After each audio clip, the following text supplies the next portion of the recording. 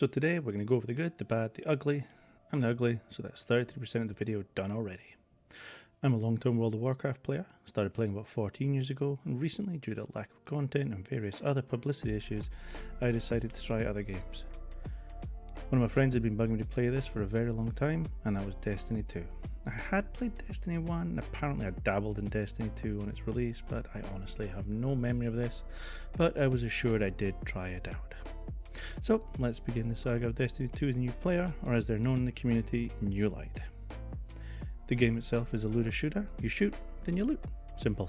There's a fair bit of lore to the game, so it does contain an RPG element to it as well. There is a video on YouTube that runs for about 4 hours. It contains every cutscene in order from Destiny up to Season 14. And that is part of the problem of coming to this game 4 expansions deep. You don't get a lot of the story in order, but we'll go into that later on when we review the game. So let's get on with the review of the game. Firstly, we're going to start with game content. To progress through the game, you need to collect gear that is a higher light level, hence the phrase new light for new players, than what you currently have equipped.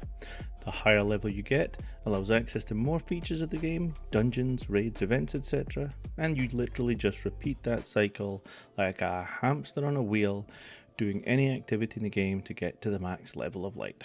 Now, most of the content doesn't actually need a group to go through it, but it does make it more fun if there is, and you sign up for the various activities you need to do through the in-game UI, and you get put into the group.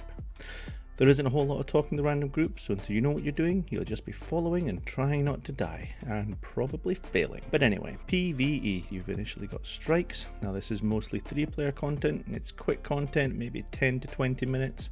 There is a lot of them though, 15 I believe, so it doesn't get stale too quickly, and you can do these as many times as you want. Dungeons, 3-player content. This is slightly longer content that needs to be a pre-formed group for, and I think you can farm some of the dungeons as much as you want, not 100% sure of that, and others are on a weekly lockout. There are currently 4 dungeons in the game: Avarice, Prophecy, Shattered Throne, and Heresy, I think, but don't quote me. Raids. The endgame content. This is 6-player team content. This is a larger group that locks weekly per character, and there is no automatic group finder in the game, so again you just need pre-formed groups similar to dungeons. There are currently 4 raids: the Vault of Glass, the Last Wish, Deepstone Crypt, and Garden of Salvation. Some of those are tied to expansions and can't be done without purchasing said expansion. I've played a WoW for 14 years, and raiding in Destiny has literally been some of the most fun I have had in a very, very long time. The lack of mobs between a boss is literally a joy to behold. Blizzard, you ever watch this? No one likes the trash in between the bosses. The raids have some of the most fun mechanics in my time in WoW. I was comparing it to, because that's really all the play in-game content I've done. I still don't know what's going on in some of them, but I have fun running around like a headless chicken, trying not to die and failing. Just ask my dame. Now, each of those activities has different levels of Each of these activities has different levels of difficulty based on your light level, so something for everyone to do as you progress through the gear. As your gear goes up, the game can get more difficult. Fantastic. PvP. This is fun. Again, this has got several different game modes. We've got Crucible. Now, there are different types of content in Crucible. You've got 3v3, 6v6, free-for-all, and barbecue. No, there's no barbecue, but it is fun to do. Maybe not as much fun as a barbecue, but it is fun to do. It's got quite a steep learning curve, however. So if you enjoy PvP, it's probably the mode you want to go to, because it is fun, and although the game does try to matchmake you with similar skilled players, some modes, however, it's not advised to go into, as your gear does make a difference and you will get slapped if you are new and in bad gear. Now, Gambit is an interesting one. This is actually a mixture of PvP and PvE content. You fight some of the NPCs to race against another group of players doing the same thing, and then periodically you're allowed to cross over to the other team's side and try and kill them. Lots of fun if you're good. Similarly though, they do get to do the same back the way. Not so good. Still, played enough, you may enjoy it and actually start to do well. I started doing PvP recently. You know what? When it's in a group with voice communication, it's actually fun. When there's no communication, not as much fun. Jumping puzzles. I've given this a section all on its own. Just ask the people I raid with. It's pretty much a major part of the game. Every raid I've done so far has had some form of jumping puzzle. Some of them more difficult than others. Some of them particularly easy, other ones not so easy. Literally the worst thing to do mid-raid as well. One of the encounters today, you got to jump across platforms that twist and shift, and I ain't good at jumping. Batmen don't jump. But I would like to say that I have more trouble with jumping puzzles than I have with boss mechanics. And I'm sticking to it. I'm fairly sure it's agreeable, and I'm sure the rest of the people on my team would agree as well.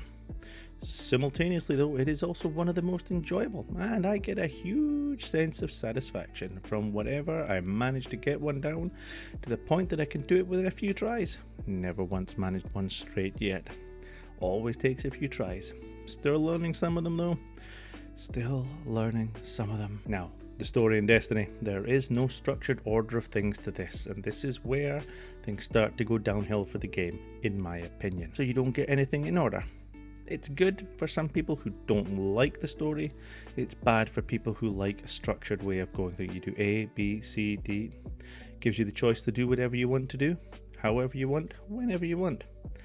On the flip side, and this is where it gets dicey for new players, you don't get to follow the story from start to finish as it would have been told when the expansions were released. This, on the minor end, affects any immersion or attachment to the story. Now, I know a lot of people don't care about stories, but when you get the current standing of things in one area, and then you go to a new area, and you've been greeted by a long dead character, ripcade, rip. It's confusing and not particularly great. On the serious end though, there's very little guidance on what you're supposed to actually do in the game to progress. When you log in for the first time, you go through a short opening quest chain which takes you up to the city, and then you're left to fend for yourself pretty much. Given some quests, but there's not really a whole lot telling you what to do and what does what. And this is personally the biggest issue for a new player by a long, long way. There's no information on what gear is rewarded from what level of quest reward. Powerful rewards stop being an increase in light level at 1320. Pinnacle then stops at 1330. But nowhere in the game that I have found tells you these limits. Might flash up of once on screen, but who reads screens? This is where it gets extra confusing, as the gear that drops is based on your current level gear rather than the level of content you are doing. So if you're a low light level and you get taken through a dungeon that's quite a high level, you're not going to get a massive increase. It's going to be a small increase in the gear you get. And other times you can log in and randomly get teleported to a whole new place where you are locked from leaving until you do some quests. This randomly queuing you up has been highlighted even more so recently when new players have been put into the newest content, except that the gear they've got isn't appropriate for the level of the content they're doing. Sometimes, Dares of Eternity this is, players have been stuck for 90 minutes to get to the halfway point.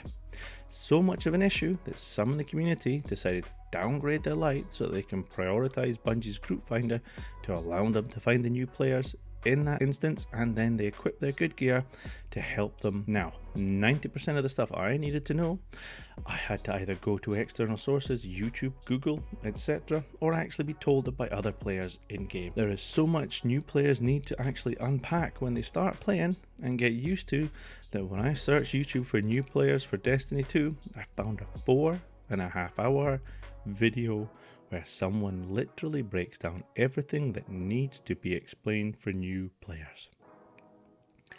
That should ideally be done in-game, and it's something that Bungie really needs to sort out to draw in new players to the game. I didn't watch it. I spent 4 hours already watching cutscenes. I wasn't going to be watching that when I can just ask someone the answer, or Google it to find the answer. However, if you want to spend 4.5 hours watching the video, then I'll link it below. Have fun. Paywalls. If you want to try out the game, it's free. Great. You get some strikes, some dungeons, some PvP, and a raid. But most of the content is actually behind expansion purchases. This I don't mind, as I've been used to it from Warcraft, and I think you should have to contribute for new content coming out in some way or another. However, there is a big, large store for cosmetics, and as long as the in-game items that can be acquired for free are as good as the items that can be bought, then cosmetics are fine for purchasing and making the game money. I don't mind that too much, and we'll go into that a little bit later on as well. Now, expansions, mini DLC add-ons, season passes, they all cost money to partake in fully. And there is content you cannot get hold of until you buy that level of content, that season pass or that expansion. But it's annoying that actual materials and stuff are actually locked behind that, and you can't get it without getting it. Now, games companies make their money in a choice of 3 ways: box price, microtransactions, sub fee. Luckily, Destiny only uses 2 of these 3 ways. They use microtransactions for cosmetics and in-game appearances, and the box price where you purchase the expansions and extra content. Blizzard, if you're listening, asking for subs, asking for box price, and then asking for microtransactions for cosmetics. Why? Anyway, another thing that annoys me a little bit is vaulting, where Bungie have taken to removing old purchase content. Now, vaulting, as they call it, old content just to then reuse it again once they bring it up to scratch in a year or two's time after they vaulted it, isn't particularly great. There's not a lot to do at endgame. Like I said, there's like 4 raids. 1 current main meta raid, I suppose, but bar that, it's not an awful lot to do. So, you know, it's fun. People do PvP. I suppose there's plenty to do for some people, but I don't think there's a huge amount at the end game.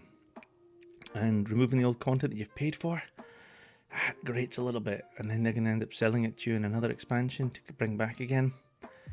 Yeah, that's annoying. So overall, in conclusion, to summarize, to end this video and make sure you don't have to actually pay attention to me anymore if you've made it this far. If not, then I'm talking to myself. It's an exceptionally fun game. The base game, like I've said, is free to play, so I understand some of the pay models they use. There's no subscription based model, but the problem is you are charged for expansions, seasons, DLCs, cosmetics, basically everything, and they're not particularly cheap either. The new player experience in-game is horrendous. Literally one of the worst I have ever experienced. However, despite those, I would still 100% recommend this game to anyone to try out. Play the base game for free, and there is a lot initially for players to do. You can then find a place to buy the expansions cheap. I did. If you enjoy the base game, you can then go from there. If you've got friends who want to try it, then I would suggest doing it all together. If you know people already playing, get them help explain different parts of the game, like I did. And if you don't have either of those options, make friends in-game or find a community on Discord or something that you can join to use it to make groups and chat while you're playing. This game is fun, solo, but it is funner, yes, funner is a word, in groups. Now, if you think this is an accurate representation, then let me know in the comment section. If you think I've missed something, and I likely have, then let me know in the comment section. If you like this, give it a thumbs up, I'd appreciate it. As long as it has 1 thumbs up, means it's good, there's no dislikes. I'll link the videos I mentioned earlier in the description below, the cinematic one and the new player guide if you've got a spare 8.5 hours, longer than my working day. Remember, you're the special ones for making it this far. I'm just John P, and now you can't see me. Toodles!